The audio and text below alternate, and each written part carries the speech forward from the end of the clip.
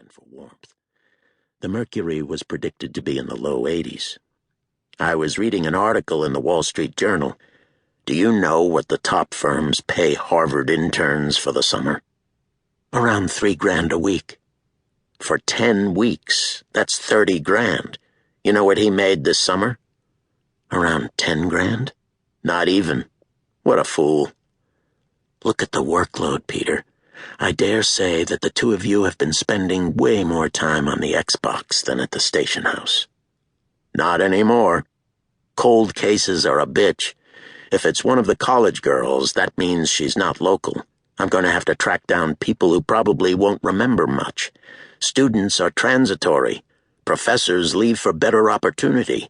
Evidence, if there was any to begin with, gets old and lost. If anyone can do it, it's you. You're such a cheerleader, Decker said. Why are you always so positive? Inborn genetics, supplemented by exercise and the right diet. Try some tofu, caveman. It'll not only help your arteries, it just might change your disposition. Once the bones were gone, Decker could comb through the grave proper. There was nothing much retrieved for his effort except sweat. No ID, no purse, no wallet, no cell phone, no laptop. No books or schoolwork. No intact clothing. But there was a piece of cloth, one small silver hoop earring, and one light gray button that might have been white at some point. He handed them over to the Scientific Investigative Division for analysis. All morning, Decker, along with Greenbury PD, searched the surrounding area, looking for something that perhaps the killer dumped or lost on the way to the victim's burial. There were lots of rusted beer and soda cans, cigarette butts, and snack wrappers left over from summer hikes and picnics. After the items were bagged and tagged, Decker and McAdams drove to the station house. Once there, Decker turned on the computer and read about Delilah Oakham. She had disappeared from Clarion College 3 years ago. She was a brunette, so she's definitely in the running. She was last seen wearing a black coat, a red mini dress, and heels. Decker looked up and directed his question to McAdams. Did the fabric look red to you? I couldn't tell a color, Pard. Too dirty. The button doesn't look like it came from a black coat. Which would make sense, Decker said. It's hard to bury a body in winter.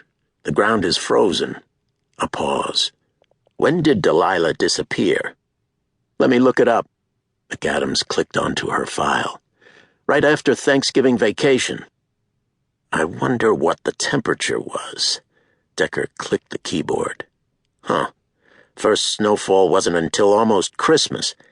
I suppose theoretically you could bury a body, especially if the forest floor was covered with stuff to keep out the cold.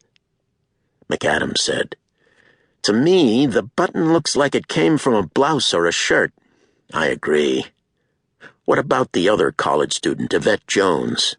Decker brought up the file on his computer. Also a brunette. So she's a contender. Yep. Yvette's roommate remembered seeing her in the morning. She was in the dining hall for lunch. Cameras caught her leaving at 2:15. Then she went to a lecture at Murphy Hall. Investment for the socially conscious. She was caught on camera wearing jeans, a light-colored sweater over a light-colored blouse, and sneakers. The button was light-colored. Yes. Yvette was 5'4", 126, brown hair, brown eyes. We have our files, obviously, but the school didn't turn them over to GPD until a few days later. I'm sure they also have their own files with their own information. We should find out.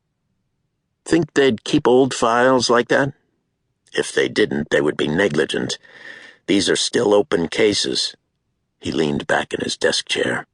Let's see what the coroner has to say. Give him a call. He should have the bones laid out later in the afternoon. He's in Hamilton, right? He is.